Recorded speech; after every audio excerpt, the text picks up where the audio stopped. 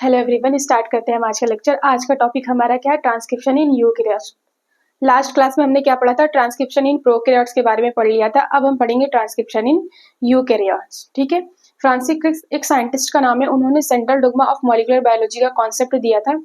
उन्होंने बताया कि डीएनए से आरएनए बनने की प्रोसेस को क्या कहते हैं? ट्रांसक्रिप्शन। और आरएनए से प्रोटीन बनने की प्रोसेस को क्या बोलते हैं? ट्रांसलेशन। डीएनए से आरएनए जब हम बना रहे थे, डीएनए से आरएनए बनाने की प्रोसेस क्या बोल रहे थे? ट्रांसक्रिप्शन। जब हम डीएनए से आरएनए बना रहे, ट्रांसक्रिप्शन की प्रोसेस कर रहे थे, तो हम डीएनए के किसी एक सेगमेंट का यूज कर रहे थे। ठीक है, थोड़े से सेगमेंट का यूज करके ट्रांसक्रिप्शन की प्रोसेस कर रहे थे। उसमें भी एक सिंगल स्ट्रैंड का यूज करके आरएनए बना रहे थे। जब हम डीएनए से आरएनए बना रहे होते तो हम किसी एक सिंगल स्ट्रैंड का यूज करते हैं। डीएनए के दोनों स्ट्रैंड से हम आरएनए नहीं बनाते, क्योंकि डीएनए के दोनों स्ट्रैंड का यूज करेंगे अगर हम ट्रांसक्रिप्शन की प्रोसेस में, हमारा तो डबल स्ट्रैंडेड आरएनए बनेगा जो कि प्रोटीन नहीं बनाएगा। डीएनए का सिंगल स्ट्रैंड हमारे आरएनए बनाने के लिए यूजफुल होता है। ठीक है, डीएनए का सिंगल स्ट्रैंड से ही हम क्या करते हैं? आरएनए से प्रोटीन बनाएंगे। ठीक है, हमने फिर बात करी थी ट्रांसक्रिप्शन इन प्रोकैरियोट्स में होता क्या था कि हमारा जो सिग्मा फैक्टर था, सिग्मा फैक्टर आरएनए पॉलीमरेज से हमारा क्या करता था? बाइंड करके इस प्रोमोटर रीजन से आके अटैच्ड होता था। सिग्मा फैक्टर और हमारा क्या था? Rho factor. आरएनए पॉलीमरेज हमारा प्रमोटर रीजन से ऐड आकर के बाइंड होता था, तो हमारा क्या होता था? ट्रांसक्रिप्शन की प्रोसेस ओपन हो जाती थी। ठीक है, और यहाँ पे जो स्ट्रक्चरल जीन होता क्या है कि डीएनए के एक थोड़े से सेगमेंट का ट्रांसक्रिप्शन करते हैं। ठीक है, और जिस सेगमेंट का ट्रांसक्रिप्शन हो रहा था उसी को क्या बोलते हैं? Structural gene. प्रमोटर और टर्मिनेटर वाले रीजन में हमारा ट्रांसक्रिप्शन की प्रोसेस नहीं होती, लेकिन इनके बिना भी ट्रांसक्रिप्शन हो नहीं सकती, क्योंकि ये कंट्रोलर है। ठीक है, ट्रांसक्रिप्शन को क्या करते हैं? कंट्रोल करने का काम करते हैं। फैक्टर क्या करता है? आरएनए पॉलीमरेज से बाइंड होकर के प्रमोटर रीजन पे आकर के बाइंड हो जाता है, जिससे हमारा डीएनए क्या होता है? ओपन हो जाता है। ठीक है, और ट्रांसक्रिप्शन की प्रोसेस स्टार्ट हो जाती है। आरएनए पॉलीमरेज की कंडीशन क्या थी कि हम जो एमआरएनए बनाएंगे उसकी पोलैरिटी क्या होगी? 5 प्राइम टू 3 प्राइम होगी। तो ठीक है, तो हमारे डीएनए की पोलैरिटी क्या होनी चाहिए? 3 प्राइम टू 5 प्राइम। जो पोलैरिटी हमारी 3 प्राइम टू 5 प्राइम होती है, उस स्ट्रैंड को हम क्या बोलते हैं? Template strand. Template strand. ठीक है, और जो हमारा आरएनए बनाने में इन्वॉल्व नहीं होता उसको हम क्या बोलते हैं? Coding strand.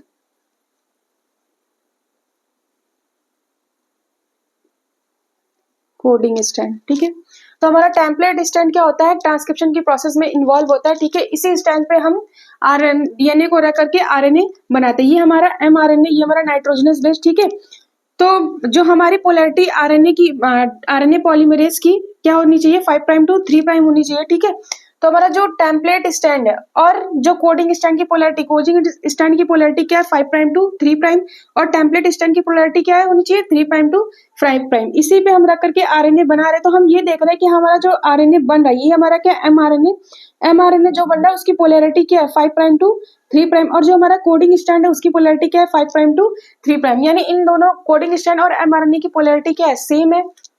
दूसरा, अब हम बात करते हैं इसी तरह हमारा यूकैरियोटिक ट्रांसक्रिप्शन में भी प्रोसेस होती है। ठीक है, जैसे ही हमारा ट्रांसक्रिप्शन में होता है क्या, ऐसे ही ट्रांसक्रिप्शन होता रहता है, और जैसे ही हमारा टर्मिनेटर रीजन पे पहुंचता है, ये ट्रांसक्रिप्शन की प्रोसेस टर्मिनेटर रीजन पे पहुंचती है, तो यहाँ पे आके एक रो फैक्टर ऐड हो जाता है। रो फैक्टर आरएनए पॉलीमरेज से ऐड होता है, जिससे हमारी ट्रांसक्रिप्शन की प्रोसेस क्या हो जाती है? बंद हो जाती है, और हमारा एमआरएनए निकल के कहाँ चला जाता है? बाहर चला जाता है। ठीक है, एमआरएनए हमारा बाहर निकल आता है। इस तरीके से हमारा ट्रांसक्रिप्शन इन प्रोकैरियोट्स होता है। सिमिलर इसी तरह हमारा यूकैरियोट्स में होता है। बहुत ज्यादा डिफरेंस नहीं होता, कुछ थोड़े डिफरेंस हमारे प्रोकैरियोट्स इन यूकैरियोट्स में है। प्रोकैरियोटिक ट्रांसक्रिप्शन हमारा कहाँ होता है? साइटोप्लाज्म में होता है। यूकैरियोटिक ट्रांसक्रिप्शन हमारा कहाँ पे होता है? न्यूक्लियस के अंदर होता है। ठीक है, प्रोकैरियोटिक ट्रांसक्रिप्शन की लोकेशन कहाँ है? साइटोप्लाज्म में है, और यूकैरियोटिक में हमारा कहाँ है? न्यूक्लियस में, क्योंकि डीएनए हमारा कहाँ प्रेजेंट होता है? न्यूक्लियस के अंदर प्रेजेंट होता है यूकैरियोटिक में। इसलिए हमारा जो लोकेशन है ट्रांसक्रिप्शन की वो कहाँ है? न्यूक्लियस के अंदर है। ठीक है, दूसरा डिफरेंस ये है कि हमारा आरएनए पॉलीमरेज, प्रोकैरियोटिक में हमारा सिंगल आरएनए पॉलीमरेज क्या होता है? इनफ होता है ट्रांसक्रिप्शन की प्रोसेस के लिए। लेकिन ट्रांसक्रिप्शन में क्या होता है? 3 अलग अलग टाइप के आरएनए पॉलीमरेज होते हैं, अलग अलग टाइप के आरएनए बनाने के लिए। ठीक है, प्रोकैरियोटिक में हम क्या कर रहे थे? सिर्फ एमआरएनए बना रहे थे, लेकिन यूकैरियोटिक ट्रांसक्रिप्शन में होता है क्या है? अलग अलग टाइप के आरएनए बनते हैं, जैसे RRNA, mRNA, tRNA। तो अलग अलग टाइप के RNA बनाने के लिए अलग अलग टाइप के RNA पॉलीमरेज एंजाइम की रिक्वायरमेंट होती है, ठीक है। दूसरा डिफरेंस ये है कि हमारा प्रोकैरियोटिक में क्या होगा, RNA पॉलीमरेज सिर्फ सिंगल ही एनफ है, लेकिन यूकैरियोटिक में होगा 3 टाइप के हमारे RNA पॉलीमरेज की रिक्वायरमेंट होती है। तीसरा हमारा क्या डिफरेंस है कि प्रोकैरियोटिक्स में जो हमारा सिग्मा फैक्टर और रो फैक्टर, सिग्मा फैक्टर किस लिए यूज कर रहे थे हम, डीएनए को ओपन करने के लिए। सिग्मा फैक्टर हो क्या रहा था, आरएनए पॉलीमरेज से बाइंड करके हमारा डीएनए को ओपन करने का काम कर रहा था, ठीक है। फिर हमारी इलॉन्गेशन फेज में क्या हो रही थी, ट्रांसक्रिप्शन की प्रोसेस कंटिन्यू होती जाती थी। जैसे ही वो टर्मिनेटर रीजन पे पहुंचता था तो रो फैक्टर आकर के क्या करता था, ट्रांसक्रिप्शन की प्रोसेस को क्लोज करता था। तो सिग्मा फैक्टर और रो फैक्टर की रिक्वायरमेंट होती है हमारी ट्रांसक्रिप्शन की प्रोसेस में। यूकैरियोटिक ट्रांसक्रिप्शन में सिग्मा फैक्टर और रो फैक्टर की ऐसी कोई रिक्वायरमेंट नहीं होती है, ठीक है। आरएनए पॉलीमरेज ही इनफ होता है, ठीक है। वहां पे कोई भी डीएनए को ओपन करने के लिए या क्लोज करने के लिए किसी भी टाइप के सिग्मा फैक्टर या रो फैक्टर की जरूरत नहीं होती। यूकैरियोटिक ट्रांसक्रिप्शन में सिर्फ आरएनए पॉलीमरेज ही अकेला काम करता है अलग अलग टाइप के आरएनए बनाने के लिए। तो हम इस अलग अलग जो टाइप के आरएनए, आरआरएनए, एमआरएनए, टीआरएनए, इसको अभी हम डिटेल में आगे पढ़ेंगे, ठीक है। ये हमारा बेसिक सा डिफरेंस है प्रोकैरियोटिक ट्रांसक्रिप्शन और यूकैरियोटिक ट्रांसक्रिप्शन में, ठीक है। 3 टाइप के हमारे डिफरेंस है। पहला तो लोकेशन का, दूसरा हमारा कि जो आरएनए पॉलीमरेज एंजाइम है वो प्रोकैरियोटिक में सिर्फ सिंगल आरएनए पॉलीमरेज की रिक्वायरमेंट होती है, लेकिन यूकैरियोटिक में 3 टाइप के अलग अलग आरएनए पॉलीमरेज की रिक्वायरमेंट होती है अलग अलग टाइप के आरएनए बनाने के लिए। तीसरा हमारा सिग्मा या रो फैक्टर की रिक्वायरमेंट नहीं होती यूकैरियोटिक सेल में, और प्रोकैरियोटिक में क्या होती है, सिग्मा और रो फैक्टर की रिक्वायरमेंट होती है डीएनए को ओपन और क्लोज करने के लिए। तो अब हम आगे पढ़ेंगे आरएनए को डिटेल में, ठीक है। टाइप ऑफ आरएनए की बात अब हम आगे करेंगे।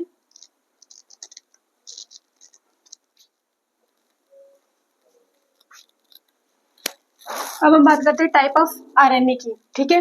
हमारे कई टाइप के आरएनए होते हैं, 5 टाइप के आरएनए की बात करी है एनसीईआरटी ने, ठीक है। सबसे पहले क्या है, आरआरएनए। आरआरएनए को क्या बोलते हैं, राइबोसोमल आरएनए। एमआरएनए, एमआरएनए को क्या बोलते हैं, मैसेंजर आरएनए, जो हम ट्रांसक्रिप्शन से बना रहे थे, ठीक है। टीआरएनए हमारा क्या होता है, ट्रांसफर आरएनए, कभी कभी इसको एडेप्टर आरएनए भी बोलते हैं क्योंकि ये कोड करता है, ठीक है। एसएनआरएनए स्मॉल न्यूक्लियर आरएनए, और एससीआरएनए स्मॉल साइटोप्लाज्मिक आरएनए, ठीक है। हमें इन सारे आरएनए को डिटेल्स में जानना बहुत जरूरी है। हम ये तीनों आरएनए, आरआरएनए, एमआरएनए और टीआरएनए को हम डिटेल में पढ़ेंगे, ठीक है। सबसे पहले हमारा आरआरएनए, राइबोसोमल आरएनए, ठीक है।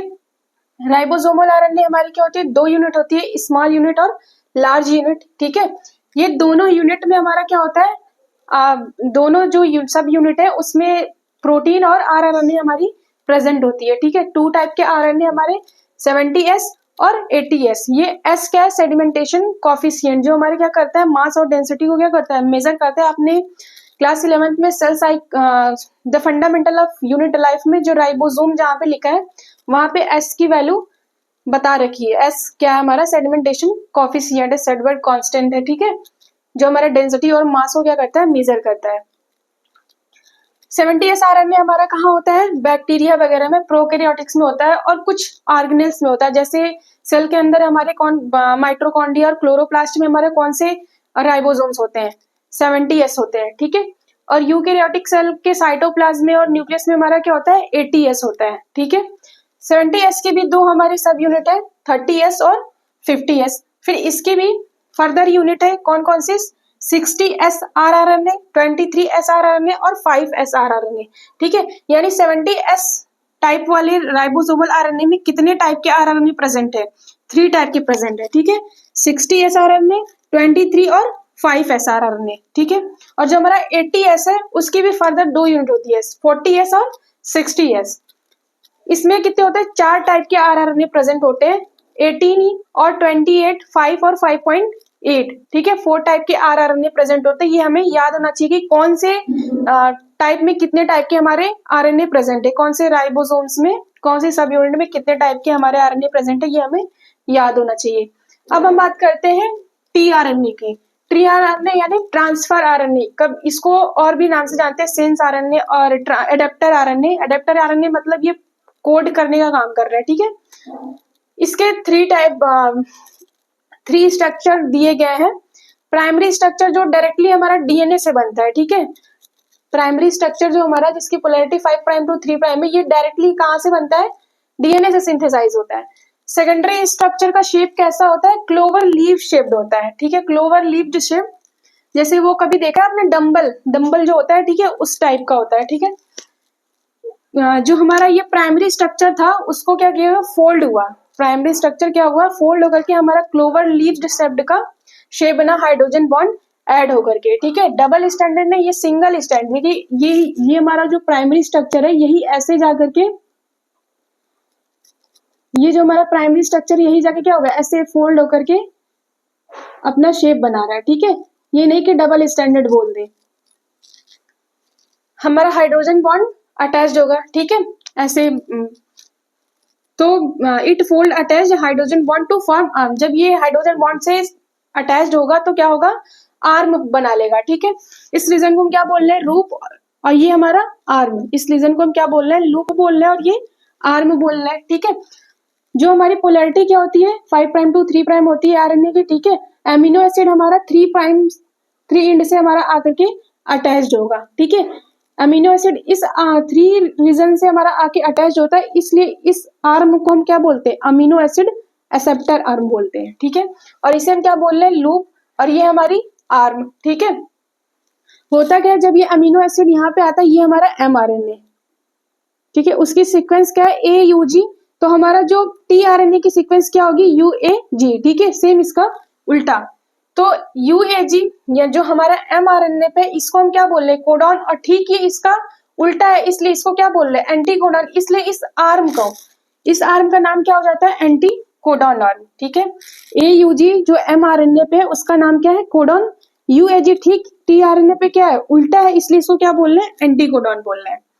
फिर टर्शियरी स्ट्रक्चर क्या हुआ, फर्दर ये क्लोवर लीफ शेप्ड क्या हुआ, फर्दर ये फोल्ड हुआ, तो हमारा इन्वर्टेड L शेप्ड का टर्शियरी टीआरएनए बना, जो अब तक ये फंक्शनल है, ठीक है। कहीं ना कहीं इसमें कुछ कमी आ गई होगी, जिससे ये फर्दर डिस्क्राइब होकर के हमारा फिर से ये फोल्ड होकर के फंक्शनली स्ट्रक्चर एनसीईआरटी में किसको लिखा है, टर्शियरी स्ट्रक्चर को लिखा है, जो हमारा कैसा होता है, इन्वर्टेड L शेप्ड होता है। अमीनो एसिड कहाँ पे आके लगते हैं, 3 एंड पे लगते हैं, और इस रीजन को क्या बोल रहे हैं, एंटीकोडॉन। mRNA आकर के ठीक इस टीआरएनए का क्या होता है, उल्टा होता है, ठीक है।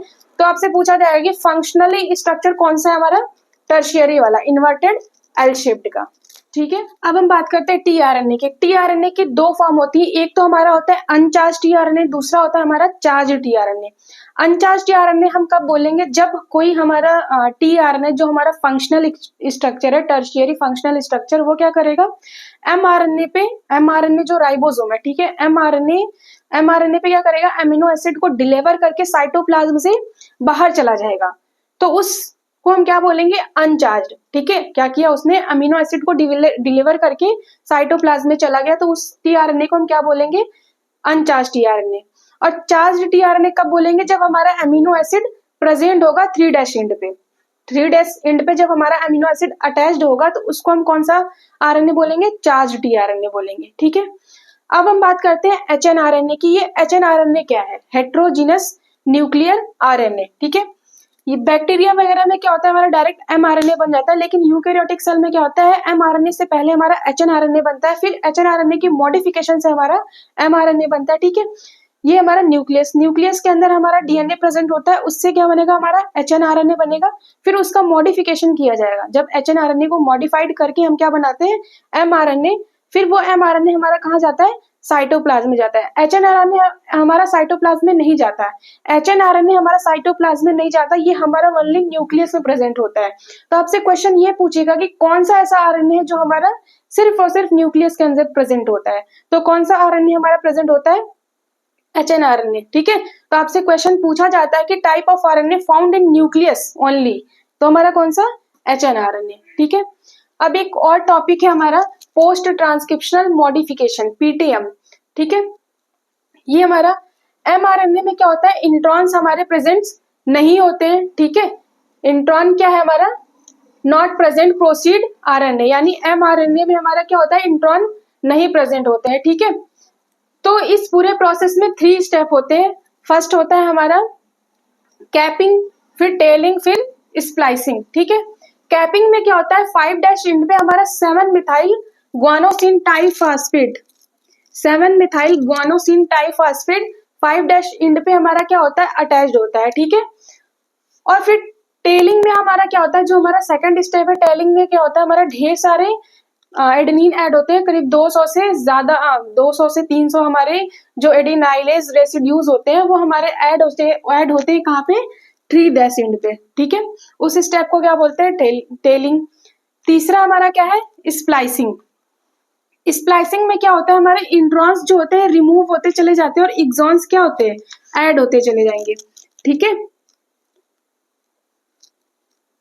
इंट्रॉन्स हमारे रिमूव होते जाएंगे और एक्सॉन्स हमारे ऐड होते चले जाएंगे और हमारा क्या बन जाएगा, एक mRNA बन जाएगा, ठीक है। ठीक है, ये तीनों हमारे स्टेप है, कैपिंग, टेलिंग और स्प्लाइसिंग। यहाँ पे हमारा क्या हो रहा है, कैपिंग हो रहा है, ठीक है। और ये 3' एंड पे हमारी क्या हो रही है, टेलिंग। ये हमारा क्या है, स्प्लाइसिंग।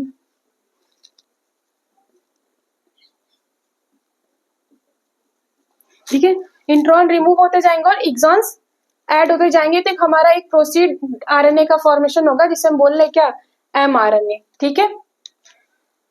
फिर अक्सर क्वेश्चन पूछा जाता है कि आरएनए के कंपैरिजन से, ठीक है, आरएनए के कंपैरिजन से क्वेश्चन आता है कि स्टेबिलिटी क्या है, सबसे ज्यादा आरएनए स्टेबल होता है, फिर हमारा टीआरएनए, फिर हमारा mRNA।